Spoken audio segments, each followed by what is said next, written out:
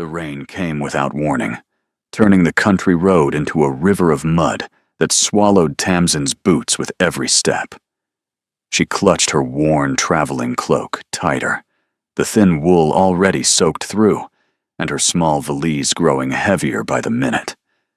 3 more miles to Hartwell Village. 3 more miles to the governess position that represented her last chance at respectability. Lightning split the sky, illuminating twisted wreckage ahead. Tamsin froze, blinking rain from her eyes.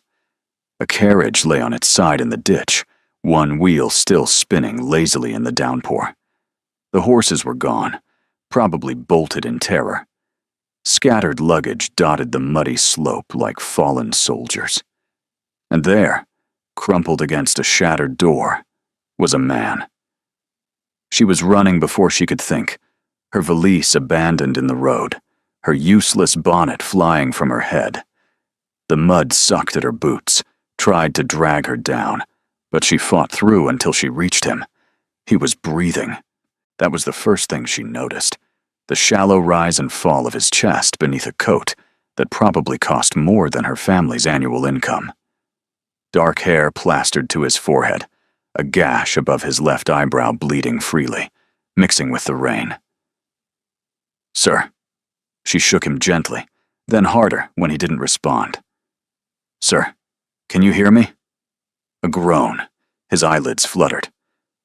"You've been in an accident." She was already examining the wound, her fingers surprisingly steady despite her racing heart. Years of helping her mother tend to sick neighbors had given her some skill, though nothing had prepared her for this. His eyes opened. They were gray, the color of storm clouds, and for a moment held nothing but confusion. Then they focused on her face, and something changed. Awareness, assessment, a flicker she couldn't name. "The horses," he rasped. "My driver." "Gone. The horses bolted. I haven't seen your driver." Tamsin glanced around. "Were you traveling alone otherwise?" "Yes." He tried to sit up and immediately grimaced, his hand going to his ribs. "Don't." She pressed him back firmly. "You may have broken something. Moving could make it worse. I can't simply lie here in a ditch." His voice was stronger now, irritated, accustomed to command. "The rain is getting worse." He wasn't wrong. The downpour had intensified, turning the ditch into a stream already lapping at their feet. "There's an old mill house half a mile back," Tamsin said. "Can you stand if I help you?" Those gray eyes studied her with unsettling intensity. "You're not afraid? A woman alone, helping a strange man in the middle of nowhere?" "I'm more afraid of watching you drown in a ditch, sir. My conscience couldn't bear it." Something that might have been a smile ghosted across his lips. Very practical. Getting him upright was a struggle. He was taller than she'd realized, well over 6 feet. And though he tried to bear his own weight, he leaned heavily against her as they staggered through the mud. His arm draped across her shoulders, her arm wrapped around his waist, intimate as lovers despite being strangers. The irony wasn't lost on her. 23 years of careful propriety, of guarding her reputation like the precious commodity it was for a gentleman's daughter without fortune. And here she was, pressed against a man she'd never met. "What's your name?" he asked as they fought their way up the slope. "Tamsin. Tamsin Allerdale." "And what were you doing on this road in a storm, Tamsin Allerdale?" "Walking to my future, or what's left of it." The mill house appeared through the rain like a gift from Providence, its stone walls still solid, despite years of abandonment. Inside was cold, but dry. Tamsin helped the stranger to a wooden bench, then set about searching for anything useful. She found old sacking, a rusted tinderbox with dry matches, and remnants of stacked wood.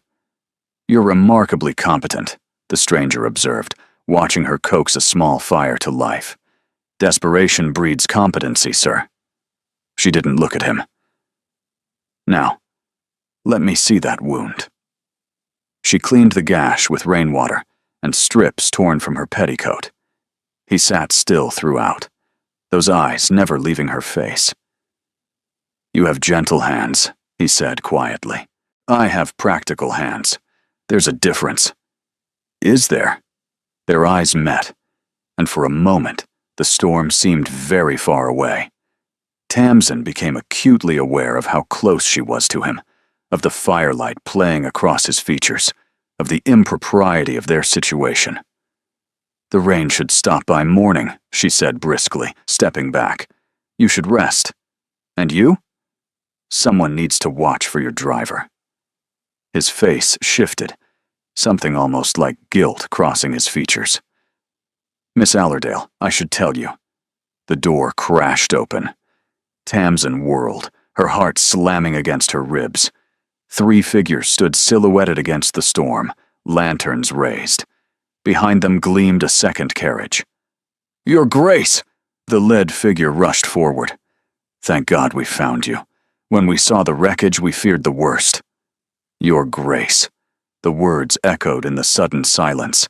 Tamsin turned slowly to look at the stranger she'd been nursing, the stranger whose coat she'd opened, whose wound she'd cleaned, whose body she'd pressed against hers through the mud. He met her eyes, and in his expression, she saw confirmation of the disaster she'd stumbled into. Miss Allerdale, he said quietly, allow me to introduce myself properly. I am Corvin Maddox, Duke of Ashworth. A duke. She had been carrying a duke through the mud like a sack of grain. She had torn her petticoat to bandage a duke's head. She had lectured a duke about staying still. She was going to be sick. Your Grace. One of the newcomers pushed past her, his weathered face creased with concern. Are you injured? Should we send for a physician? Bruised ribs and a cut, nothing more. The Duke rose with only a slight grimace. Thanks to Miss Allerdale's intervention, she found me in the wreckage and brought me here. Now the newcomers looked at her. 3 men in livery, but behind them, more figures emerged from the carriage. Figures in silk and velvet, picking their way through the mud with obvious distaste. Corvin, a woman's voice, sharp with worry. What happened? She burst into the mill house like a whirlwind of lavender silk and blonde curls, her pretty face pale with genuine fear. Behind her came another woman, older, draped in dark purple, her silver hair perfectly arranged, and behind her, Tamsin's stomach lurched. Lady Venetia Harcourt, daughter of the Earl of Pemberton, the most beautiful, most viciously ambitious debutante of the last 3 seasons. I'm perfectly fine, Rowena. The Duke addressed the younger woman, his sister. The horses bolted during the lightning. Miss Allerdale happened upon the accident and found shelter. Miss Allerdale. The older woman's voice was cool as winter marble. How fortunate that you were wandering the roads alone in a storm, and how intimate your rescue appears to have been. Heat flooded Tamsin's face. She looked down at herself and saw the disaster through their eyes. Her hair hung in wet ropes. Her dress was soaked through and clinging. Strips of her petticoat were clutched in her hand, the rest wrapped around the Duke's head. And she was alone with him, had been alone with him for at least an hour. Grandmother, the Duke said warningly, Miss Allerdale saved my life. Gratitude might be appropriate. Gratitude for a scandal? The Dowager raised one silver eyebrow. In 3 counties, word has already spread that your carriage overturned. By morning, they'll know you spent the night sheltering with an unknown woman. That's not. Tamsin found her voice. I simply helped an injured man. There was nothing improper. Nothing improper. Lady Venetia's smile was delicate as poison. You're alone with a gentleman, unchaperoned, your clothing in disarray. Even if nothing happened, do you think anyone will believe it? Tamsin had no answer, because Venetia was right. Intent didn't matter. Truth didn't matter. Only perception. We should return to Ashworth Hall, the Dowager said crisply. The girl can find her way to wherever she was going. No. The single word from the Duke stopped everyone. Miss Allerdale will accompany us to Ashworth Hall, as my guest. Corvin, the Dowager's voice could have frozen fire. You cannot be serious. She saved my life. The least we can offer is hospitality until proper transportation can be arranged. He turned to Tamsin. Where were you traveling? Hartwell Village. I have a position waiting, as a governess. A governess. Lady Venetia's tone made it sound like something scraped from a boot. The Ashworth carriage will convey you to Hartwell tomorrow, the Duke continued. But tonight, you'll accept our hospitality. I insist. It wasn't a request. Tamsin understood that. But she had no alternative. Thank you, Your Grace. Rowena appeared at her elbow, radiating warmth. You must be frozen. Come, the carriage has blankets. She was guided into a carriage more luxurious than any she'd seen. The Duke sat across from her, his grandmother beside him. Lady Venetia arranged herself with studied grace. Rowena squeezed in beside Tamsin, pressing a blanket into her hands with a conspiratorial smile. Pay no attention to them, she whispered. I think you're wonderfully brave. The Dowager's voice cut through. Miss Allerdale, tell me about your family. My father was Horace Allerdale, Tamsin said carefully. A gentleman of Dorset. He passed 3 years ago. My mother maintains our family home with my younger brother, Giles. Allerdale. The Dowager turned the name over. I'm not familiar with it. We are not a prominent family, Your Grace. We never moved in exalted circles. And yet, here you are.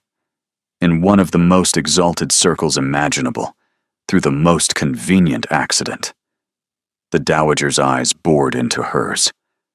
One might almost call it suspicious timing. The accusation was clear.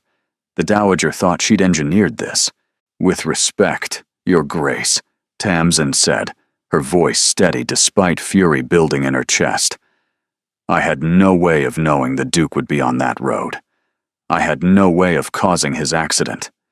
And I would much rather have arrived at my position dry and respectable than be sitting here being accused of fortune hunting by a woman I have never wronged.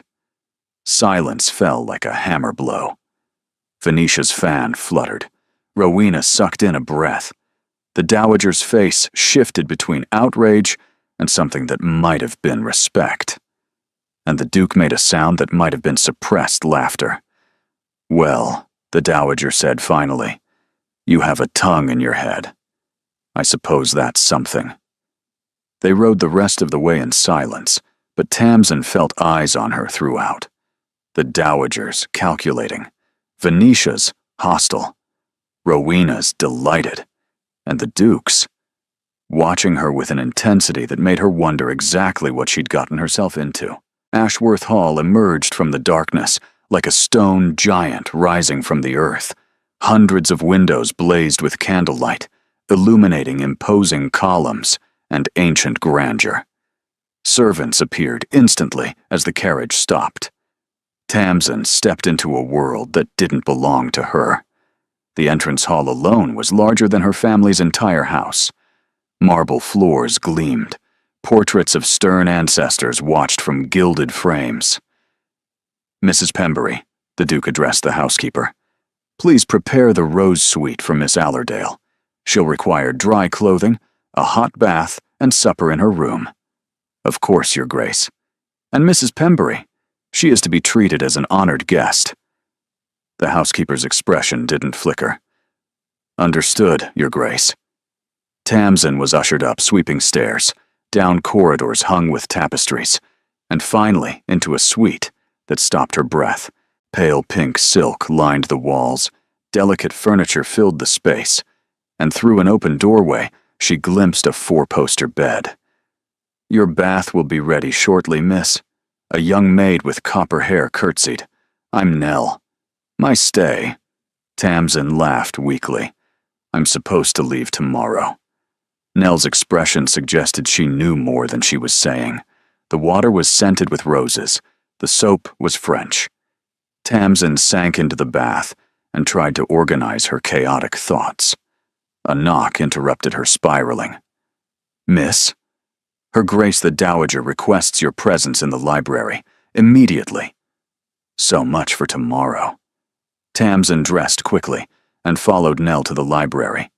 It was a magnificent room, walls lined with leather-bound volumes, fire crackling in the hearth. The Dowager sat in a high-backed chair like a queen on her throne. She was alone. "Sit," the Dowager gestured. "We need to speak plainly, without my grandson's idealistic interference." Tamsin sat, back straight, hands folded. "You're not what I expected," the Dowager began. "When I saw you in that mill house, I assumed the worst. A schemer, an opportunist. I have no designs on anyone's title, Your Grace." "So you've said. And yet here you are." The Dowager's gaze sharpened. "Having spent unchaperoned hours with my grandson in circumstances that would require marriage if they became public knowledge." "They won't become public. I'll leave tomorrow, and none of this will be spoken of again." The Dowager laughed, a dry, humorless sound. "You naive child. Do you think the servants won't gossip? By week's end, your name will be synonymous with scandal. Then I'll find a position where my name isn't known." "Running away?" The Dowager shook her head. "The option of a coward. I am not a coward." "Then prove it." The Dowager leaned forward. "I have a proposition. One that could save your reputation and serve my purposes." Every instinct screamed warning. But Tamsin was trapped. "Lady Venetia Harcourt has been pursuing my grandson for 2 seasons. Her family expects an engagement. Corvin despises her, but he's too honorable to embarrass her publicly, and I've been pressuring him because she's suitable on paper." "Why pressure him toward a match he despises?" "Because I want him to fight back." The Dowager's voice carried unexpected heat. "My grandson has been a ghost since his father died 18 months ago. He performs his duties flawlessly and feels absolutely nothing. He's chosen numbness over grief." Tamsin thought of the Duke's eyes in the mill house, the unexpected warmth when he'd said she had gentle hands. "What does this have to do with me?" "Tonight, you stirred something in him. When he defended you, he was more present than I've seen him in months." The Dowager's gaze sharpened. "I want you to stay. Play the role of a prospective match, distract him from Venetia, and perhaps remind him what it feels like to be alive. You want me to pretend to court your grandson? I want you to be a disruption. In exchange, I'll ensure your reputation remains intact. I'll introduce you as an old family friend's daughter, and when the pretense ends, provide references that will open any door." It was madness, but the alternative was ruin. Why would the Duke agree? "I'll present it as my idea to deflect Venetia. He needn't know about my other motivations." 3 conditions, Tamsin heard herself say. The Dowager's eyebrow rose. "You're negotiating." "First, my family is informed that I've accepted a position as Lady Rowena's companion. Nothing about courtships or schemes." "Agreed." "Second, when this ends, I want letters of introduction to noble households seeking governesses. Real references." "Agreed." "Third, if at any point this threatens real harm to my reputation or family, I leave immediately. No arguments." Silence stretched. Silence. Then the Dowager extended her hand. "You have spine. Very well. We have an agreement." Tamsin took her hand. The grip was firm, binding. "Welcome to Ashworth Hall," the Dowager said. "I hope you survive it." The door opened, and the Duke entered. He stopped when he saw them. "What's going on here?" "I've hired Miss Allerdale as Rowena's companion for the season," the Dowager said smoothly. "Since the scandal will follow her regardless, we might as well control the narrative." The Duke's eyes found Tamsin's. "Is this what you want?" "It's a generous offer. Better than I could have hoped." "Disaster." He repeated her earlier words slowly. "Is that what you call saving my life?" "I call it an accident that became complicated." Something crossed his gray eyes. Then let's hope the complications prove worthwhile." He left, and Tamsin released a breath she hadn't known she was holding. "Well," the Dowager said dryly, "that went better than expected." Tamsin wasn't sure she agreed, because as she watched the Dukes retreating back, she felt certain she'd stepped into a current far stronger than she could swim against. And the shore was already disappearing. Morning arrived with birdsong and pale sunlight streaming through rose-colored curtains. For a disorienting moment, Tamsin didn't know where she was. The bed was too soft, the sheets too fine. Then memory crashed back. The storm, the Duke, the bargain. She sat up slowly, taking in the rose suite. Every detail spoke of wealth accumulated over generations. "Good morning, miss." Nell bustled in with a tray. "Lady Rowena is desperate to see you." She had no time to respond before Rowena burst through the door. "You're awake! Finally!" She threw herself onto the bed. "Grandmother says you're staying for the season, which is wonderful, because I desperately need a friend who isn't trying to marry my brother. Rowena. Just Rowena. We're companions now, practically sisters." She grabbed Tamsin's hands. "Now tell me everything. How did you really meet Corvin?" "It's the truth. I found the overturned carriage. He was injured. I helped." "Just like that?" "He was bleeding. What was I supposed to do?" Rowena's smile widened. "I like you." She leaned closer. "Corvin hasn't stopped asking after you, you know. He asked Mrs. Pembury 3 times if you'd been made comfortable. That's practically a declaration from him these days." Heat crept into Tamsin's cheeks. "He's just grateful. He's different around you. Present." Rowena's expression softened. "Please don't break his heart." She had no time to answer before a small army arrived. 3 maids bearing fabric, followed by a tiny woman with pins bristling from her wrist. "Miss Allerdale. I am Madame Fournier. Her Grace has commissioned a wardrobe. We begin immediately." The next 2 hours were a blur of measuring and pinning, debates about colors. "The sage green for day wear," Madame Fournier declared. "The midnight blue for evening. And this," she held up fabric that shimmered copper and gold. "This for the Ashworth ball." "There's a ball?" "In 12 days," Rowena clapped. "The perfect opportunity to introduce you properly. Society. Dancing with lords. Pretending to belong in a world that would destroy her if it discovered the truth. You look pale." Rowena dismissed everyone, then guided Tamsin to a chair. "Too much? I don't understand what I'm doing here." "Neither does anyone else. Society is just people pretending and judging everyone else." Rowena squeezed her hand. "Confidence is mostly performance. If you act like you belong, people believe it. What if the performance fails? Then you perform harder. You won't be alone. I'll be beside you, and Corvin will be watching out for you whether he admits it or not." The tour revealed Ashworth Hall to be magnificent. A gallery of portraits, a music room with a pianoforte that had belonged to royalty, a conservatory filled with flowers. They ended in the library, and Tamsin's breath caught. "I thought you might like this," Rowena said. "Corvin practically lives here." Tamsin moved along the shelves, fingers trailing across leather spines. Books she'd only dreamed of reading. "Borrow anything you like," a voice said from behind her. She turned to find the Duke watching her. He looked better today, the bandage replaced with a smaller plaster. "Your Grace, my sister has been monopolizing you. She's been kind. She's been curious." But his tone held affection. "How are you finding Ashworth Hall?" "Overwhelming. Beautiful. Outside my experience. Honest, as always." He moved to stand beside her. "I wanted to thank you again.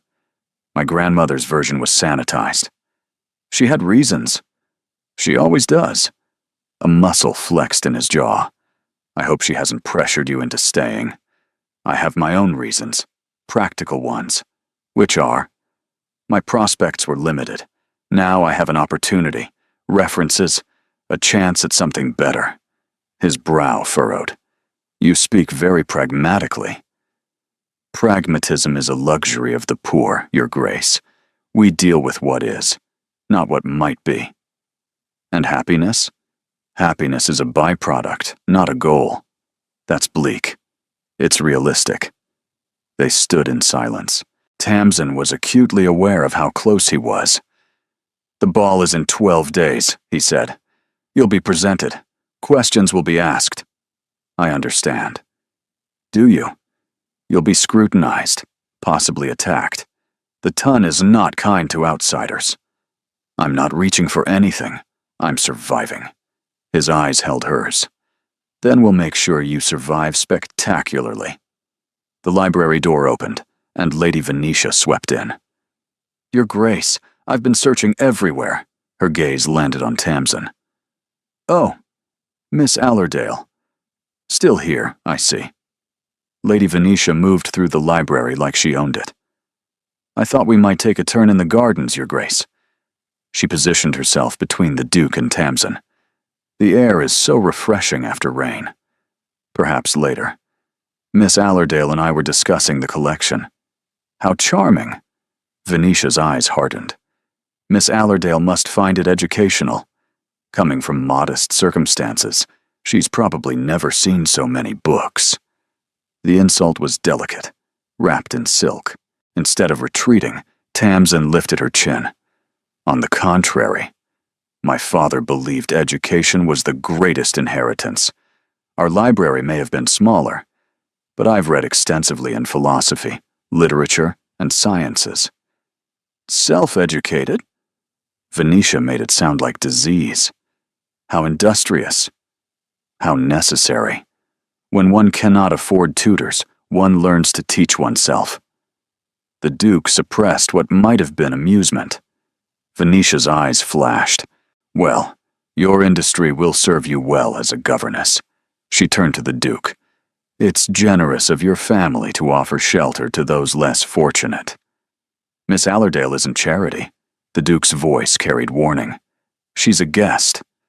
Of course. A guest who arrived unchaperoned, wearing your bandages. Venetia smiled.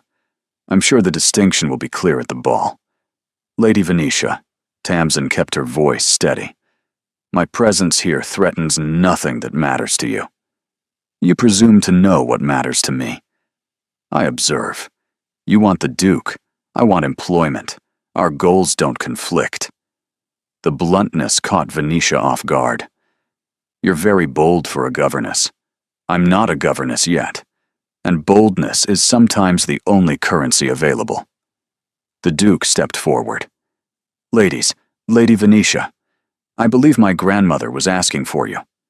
Seating arrangements. It was a dismissal. Venetia curtsied stiffly and swept out. You've made an enemy, the Duke said quietly. I had one already. I've simply made her intentions clear. She can be dangerous. The Pembertons have connections throughout society. Her cousin Lord Fenwick alone could close a dozen doors with a single word.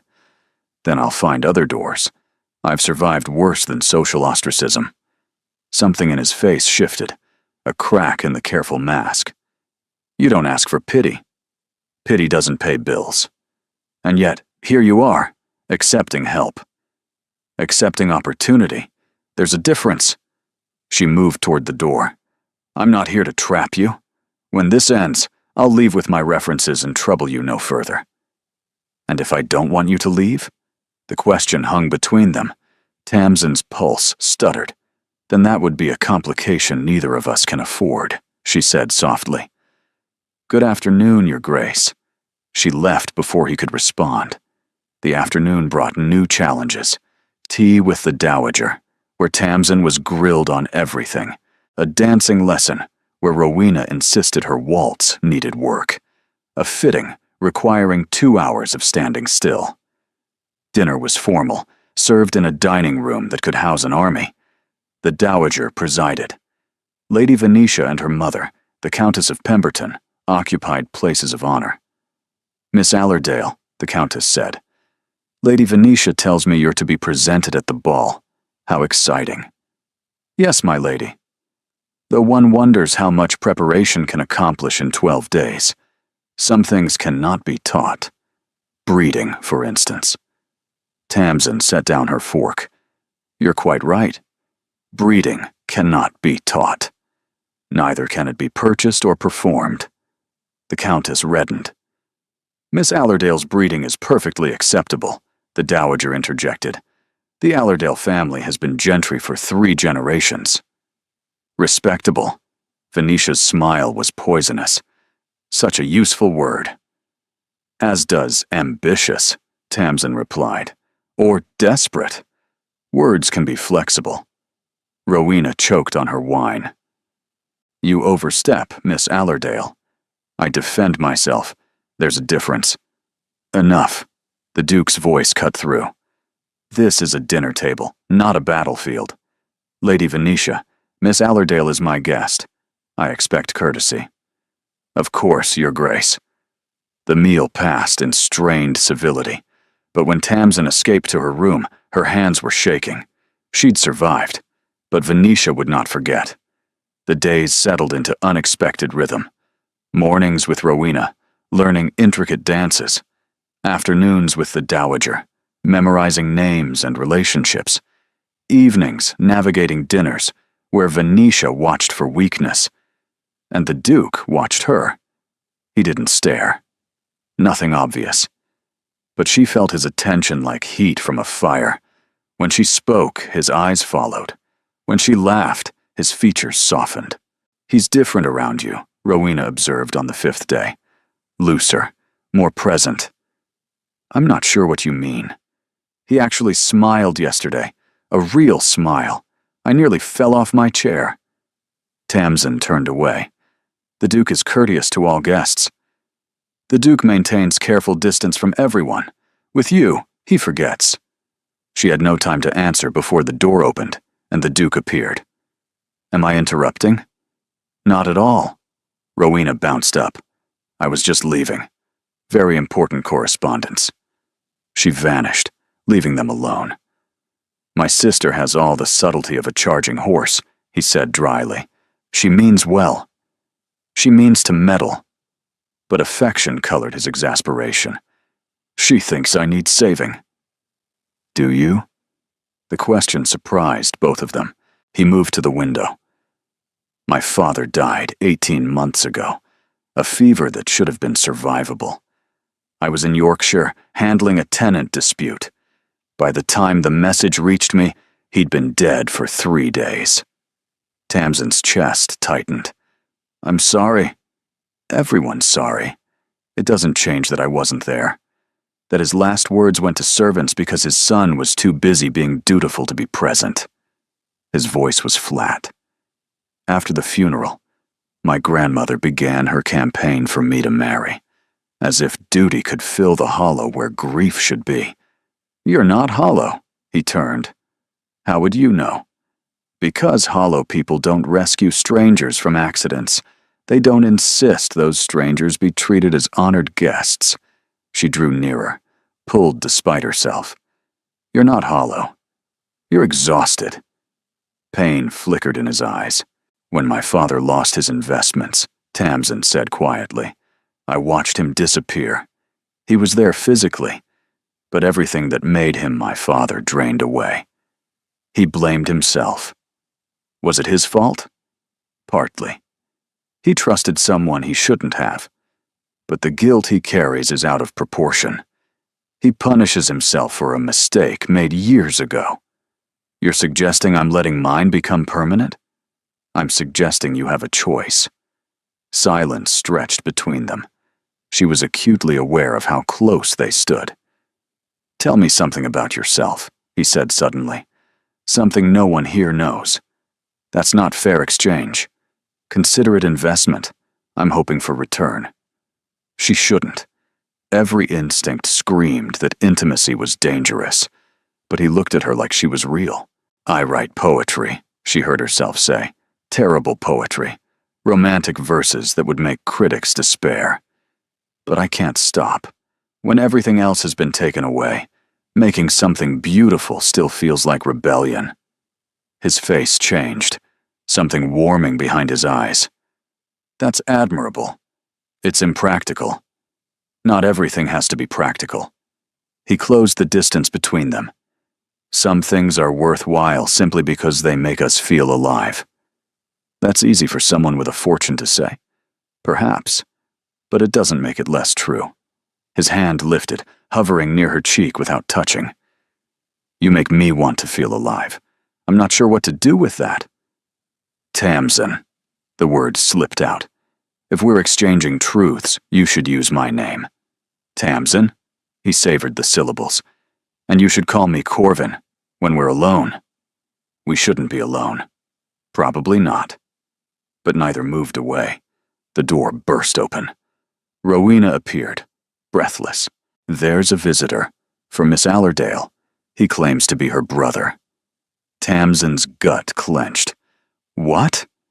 A young man, quite insistent. Giles Allerdale. He's come to take you home. She was running before she could think, down corridors and stairs. She burst into the entrance hall to find Giles arguing with the butler. Giles, she grabbed his arm. What are you doing here? Thank God. He pulled her into an embrace. When your letter didn't arrive, Mother assumed the worst. Then we heard rumors about a scandal involving a duke. What letter? Confusion crossed his face. The letter explaining your position. It never arrived. Cold dread pooled in Tamsin's stomach. The dowager had promised to send word. Her mother thought she was ruined. Or dead. There's been a misunderstanding, she said quickly. I've secured a position as Lady Rowena's companion. Everything is fine. Fine? Giles's voice rose. The whole county is talking about how you spent the night alone with the Duke. How is that fine? The entrance hall had gone quiet. Servants watched. Rowena stood pale on the stairs, and behind her, the Duke emerged from shadows. Giles, Tamsin said through gritted teeth, we should discuss this privately. Discuss what? Your ruined reputation. Mother has been weeping for 3 days. Every word was a nail in her coffin. That's quite enough. The Duke's voice cut through, cold and commanding. Mr. Allerdale, I presume? Giles flushed. Your Grace. Your sister is a valued guest. Nothing improper has occurred. However, you're welcome to stay while Miss Allerdale prepares for the Ashworth Ball, where her position will be made clear. Giles looked between them. And what exactly is her position? The question hung in the air. Miss Allerdale, the Duke said slowly, is under my protection. That should be sufficient. Under my protection. The words carried weight far beyond their surface meaning. Tamsin saw understanding dawn on her brother's face, saw hope transform his expression, and she felt the trap close tighter, lined with silk, but a trap nonetheless. This was no longer simple. Whatever happened next, there would be no easy escape for either of them. The night of the ball arrived with terrifying speed. Tamsin stood before the mirror, barely recognizing the woman who stared back. The copper gold gown was a masterpiece, catching candlelight like captured flame. Nell had worked magic with her hair, weaving in tiny pearls. A borrowed necklace of amber and gold circled her throat. You look like a painting, Rowena breathed from the doorway. One where the woman is secretly planning to conquer kingdoms. I feel sick. That's normal. Rowena swept in, resplendent in silvery blue. Just remember, you belong here. The past week had been a whirlwind. Giles had been installed in a guest room, subjected to the dowager's hospitality. Meanwhile, the Duke had been present, at meals, during dancing lessons, in the library when she retreated for solitude, always watching, always nearby. Venetia had noticed. Her barbs grew sharper. But tonight, none of that mattered. Ready? Rowena offered her arm. No, but let's go. The ballroom was a sea of candlelight and color, hundreds of guests in their finest. Tamsin descended the grand staircase with Rowena on one side, the dowager on the other. feeling every eye turn toward them. Whispers started immediately. The scandal. Alone with him. Nobody knows where she came from. They reached the bottom and the Duke was there, waiting.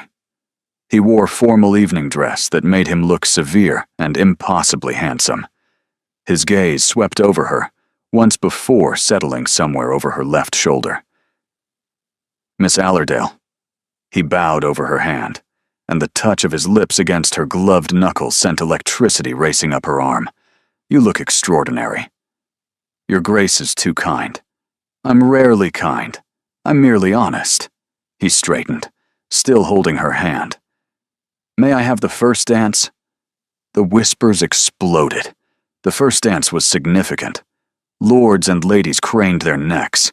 Venetia's face turned white. The honor would be mine. He led her onto the floor as the orchestra struck up a waltz. His hand settled at her waist. They began to move. Everyone is staring, she murmured. Let them. At least now they're seeing what I want them to see. What's that? His eyes held hers. That you're not a scandal.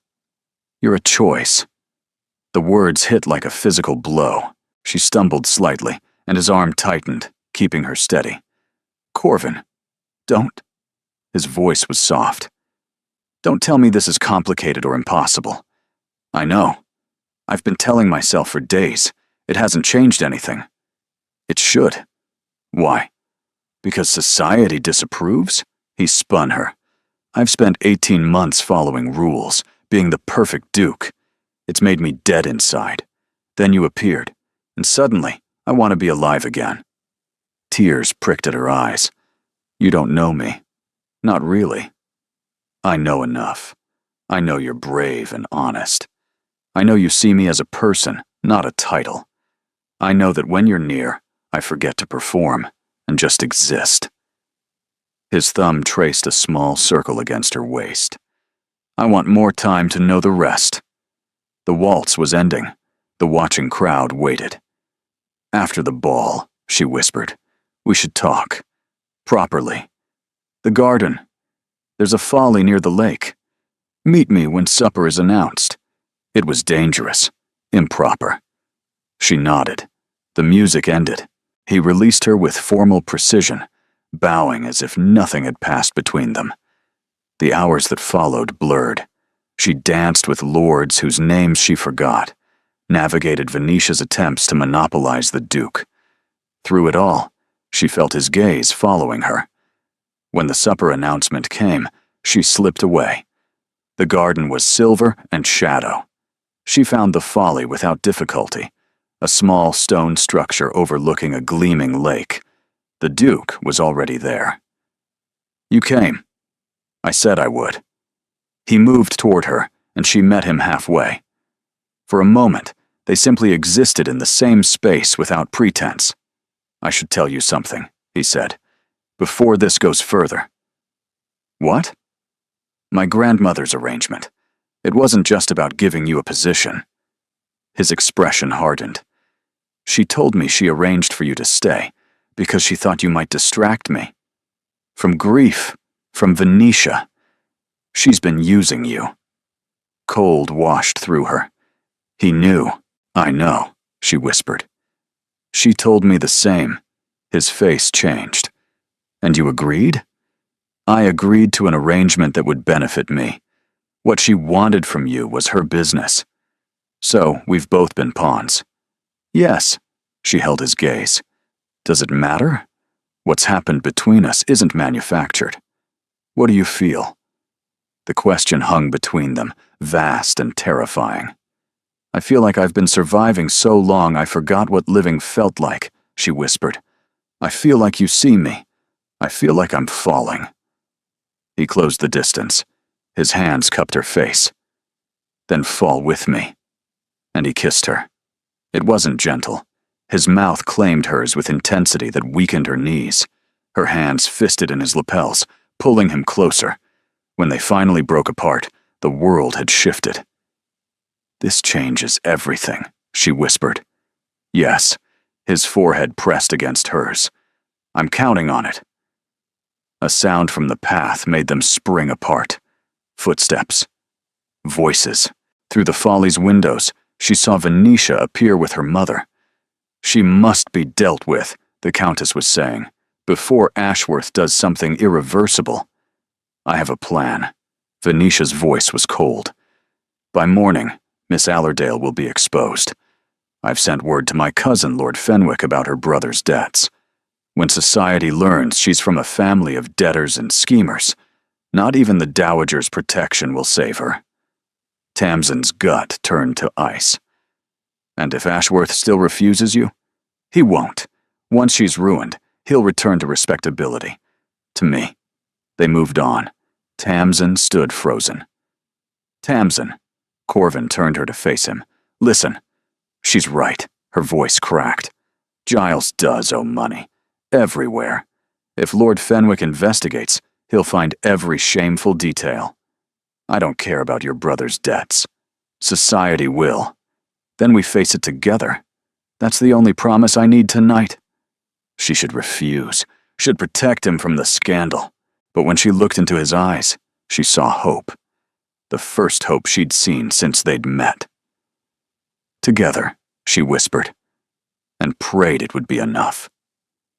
Dawn broke with deceptive gentleness.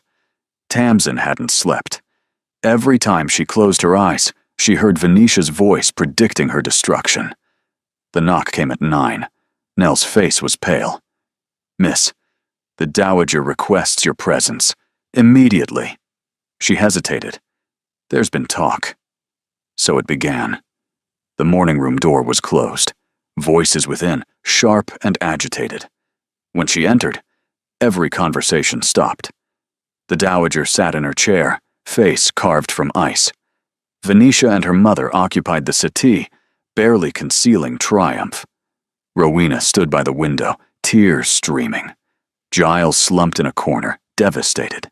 And the Duke stood by the fireplace, expression unreadable. Miss Allerdale. The Dowager's voice could have frozen flame. Perhaps you'd explain this. She held up a letter.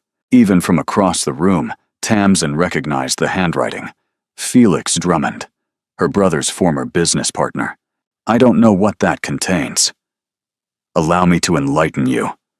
The Dowager's tone was surgical. It's a detailed account of your brother's debts, nearly £800. It alleges he attempted to defraud a shipping company. And it suggests your presence in the Duke's path was not accidental, but a scheme to trap him. The room spun. That's a lie. Giles had nothing to do with the accident. A position that conveniently evaporated upon investigation, Venetia cut in. My cousin Lord Fenwick sent inquiries.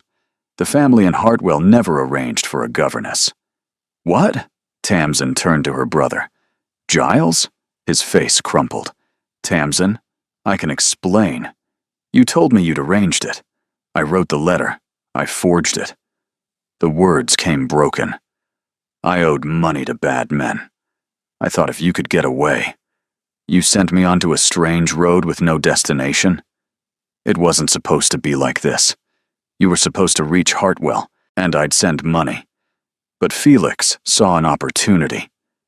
What opportunity? Giles's silence was answer enough. He wanted you to compromise the Duke, Venetia said. Your brother's partner sabotaged the carriage. A Duke's fortune would clear his debts nicely. No.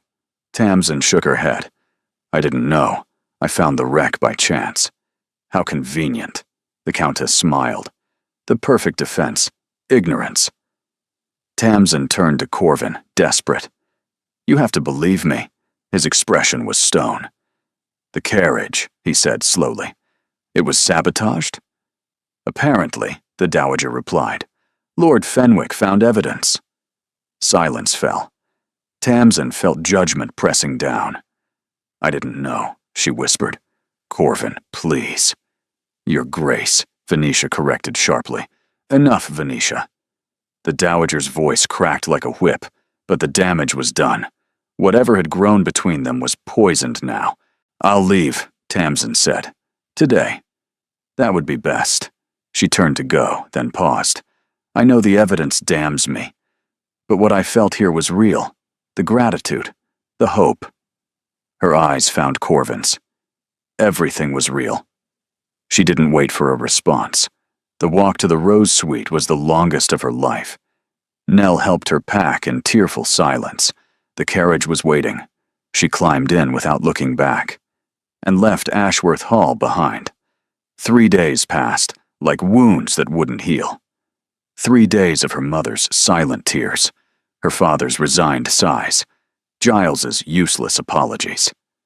Tamsin moved through her family's modest home like a ghost. On the 4th day, a carriage appeared.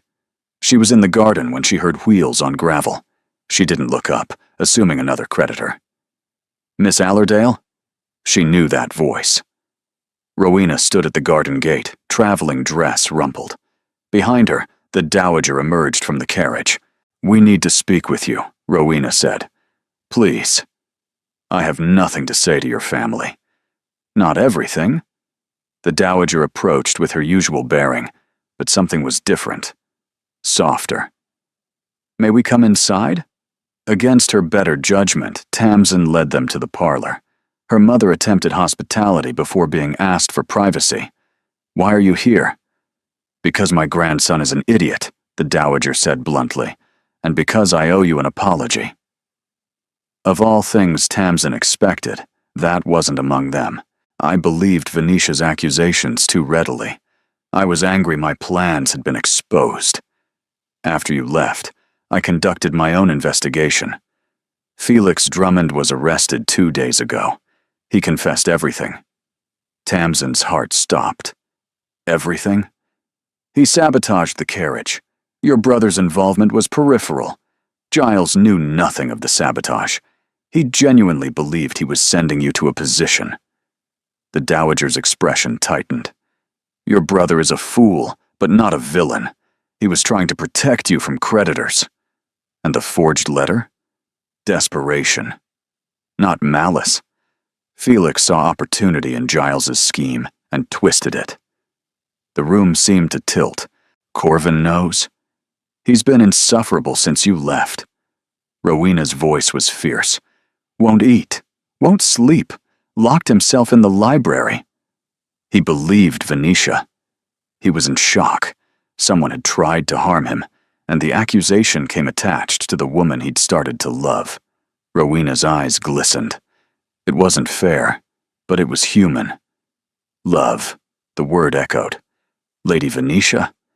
Asked to leave permanently, the dowager said with grim satisfaction. Silence fell. Tamsin tried to process everything. Why tell me this? To give you a choice. The dowager leaned forward. Accept this news and move forward. I'll clear your name. Letters to every family of consequence. You'll have the references I promised.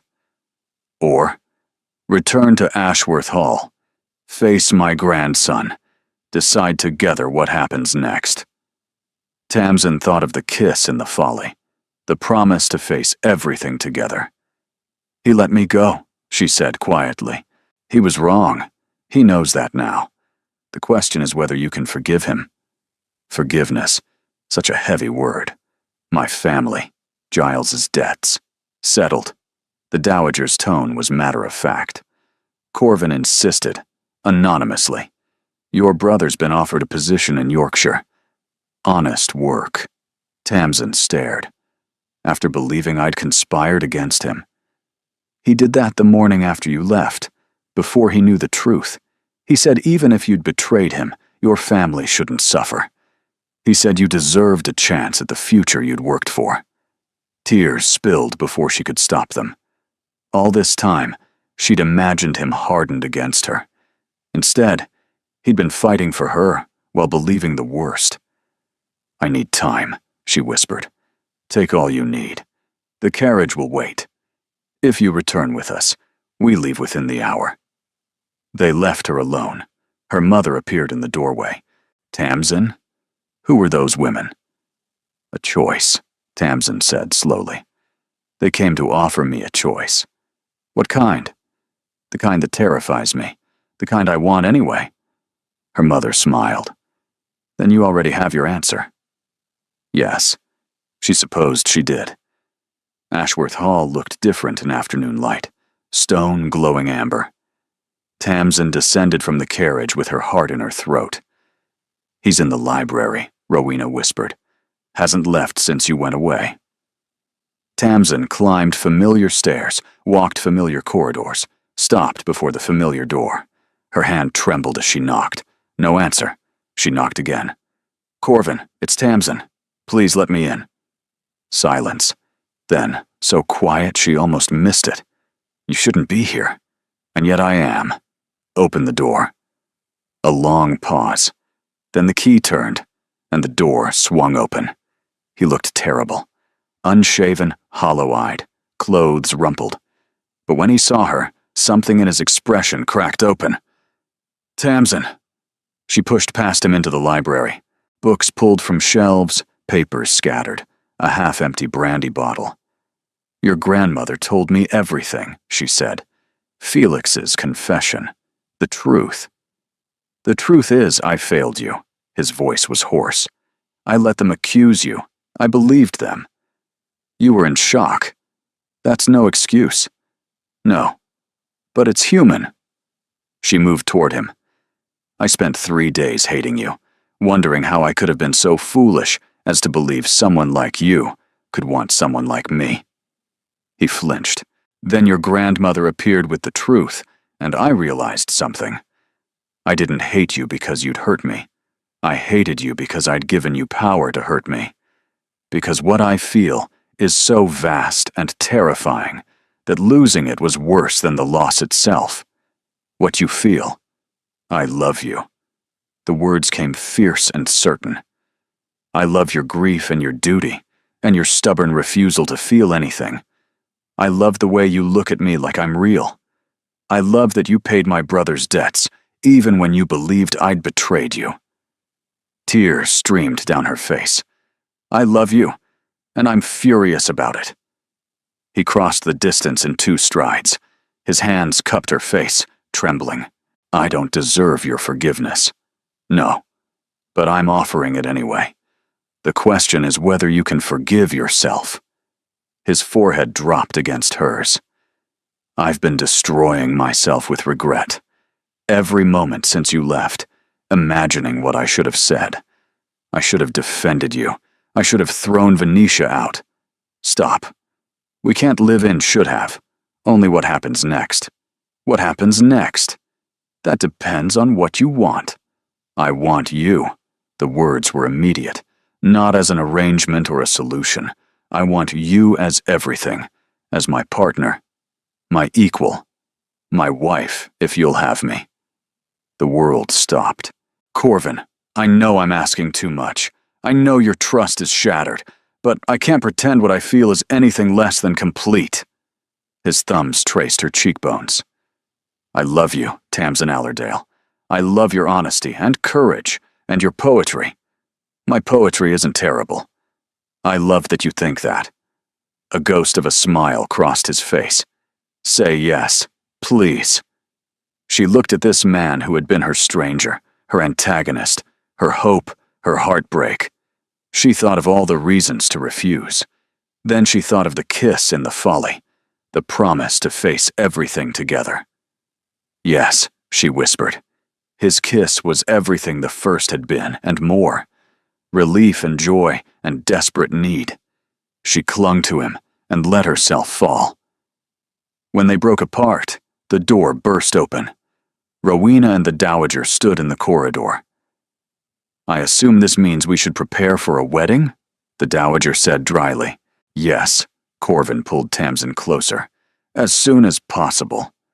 Rowena squealed and threw herself at them both, and the Dowager allowed herself a small, genuine smile.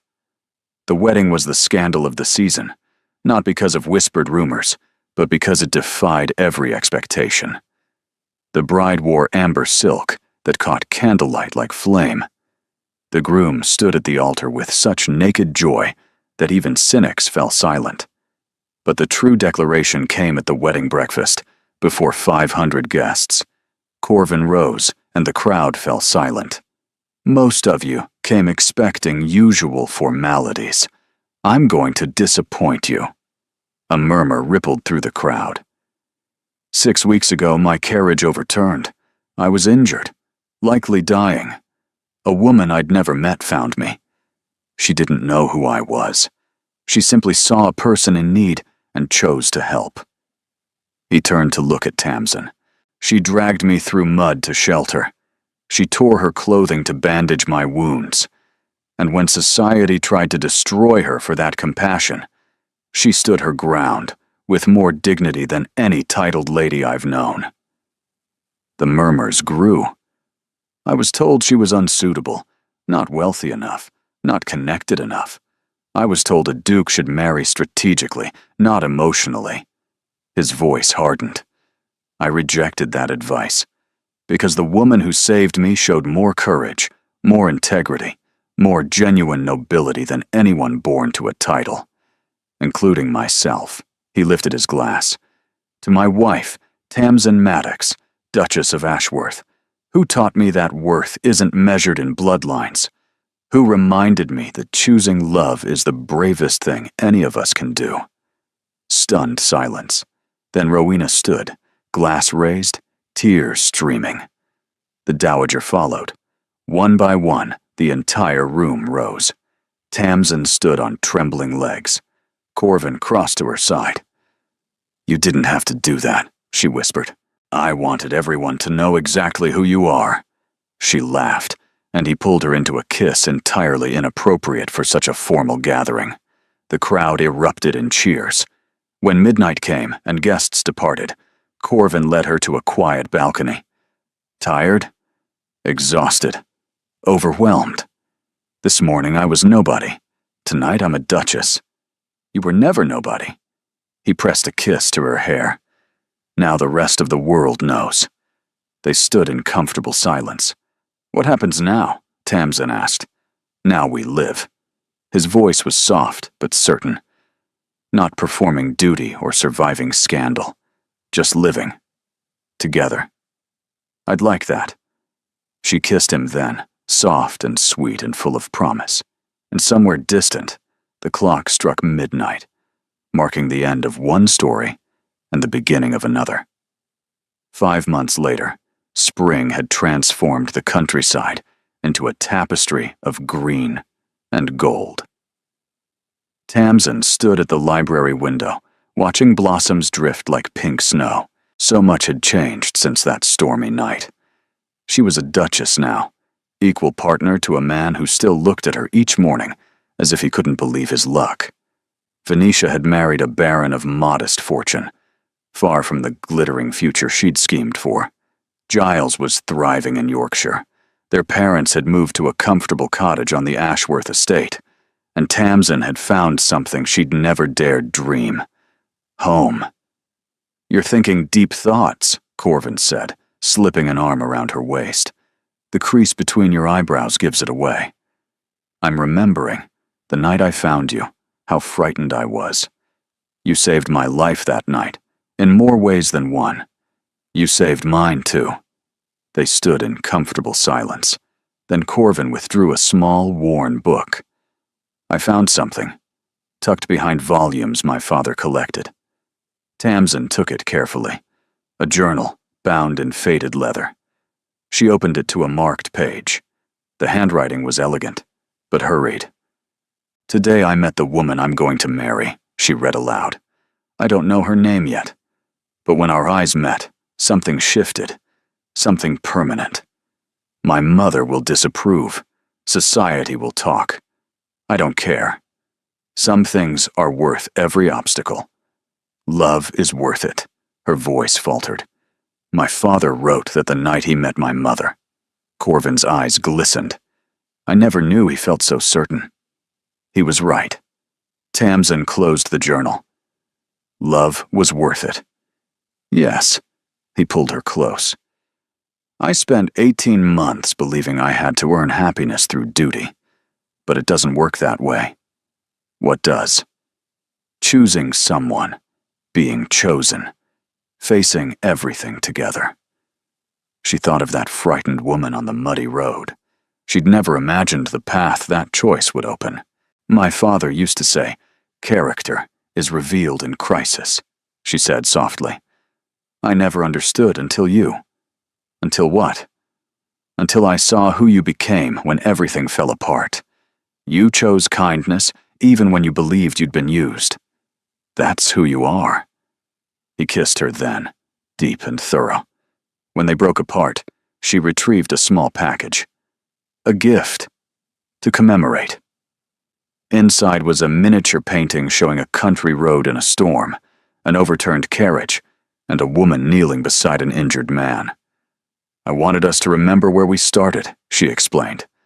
That sometimes the worst day becomes the best thing that ever happened. His eyes grew bright. This is the most beautiful thing anyone has ever given me. Outside, spring continued its slow unfurling, but inside the library, the Duke and Duchess of Ashworth remained wrapped in each other.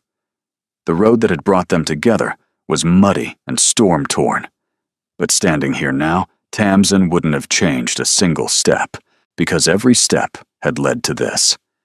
And this was everything. Thank you for being here. You are the reason these stories exist, because you believe in love that chooses courage over convenience, in characters who fight for happiness despite the odds, in endings that feel earned and true. Your presence makes this space warm and welcoming. I'm grateful for every moment you spend with these characters. Do you have a favorite line or scene? Your engagement helps me understand what moves you, what keeps you listening, and what kinds of stories to create next. Consider subscribing if you'd like more romances with emotional depth and genuine character growth. Thank you for being here. You make this community what it is.